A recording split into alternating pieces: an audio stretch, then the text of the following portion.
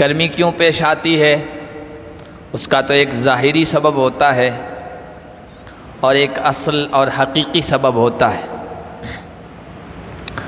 ظاہری سبب تو یہ ہے کہ سورج زمین کے قریب آتا ہے، اس کی وجہ سے، اس کی نزدیکی کی وجہ سے حرارت اور گرمی بڑھ جاتی ہے۔ یہ انسانوں کی تحقیق ہے، سائنس کی تحقیق ہے۔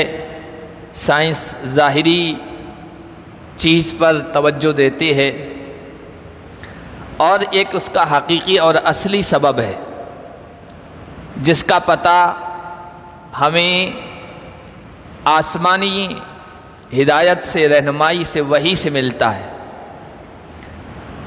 نبی پاک صلی اللہ علیہ وسلم نے ایک وجہ بتائی، صحیح بخاری میں وہ روایت موجود ہے۔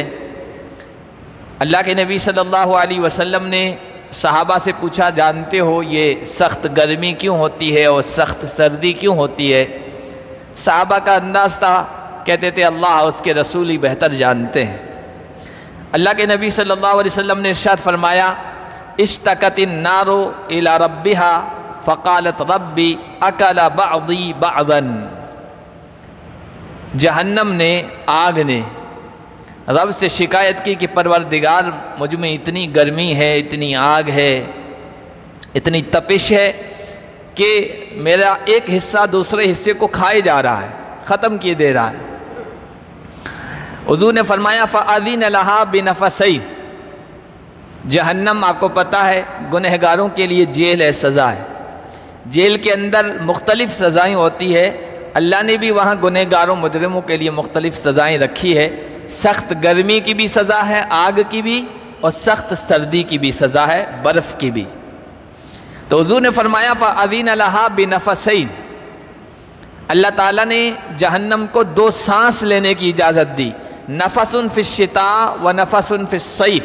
ایک سانس گرمی کے موسم میں اور ایک سانس سردی کے موسم میں۔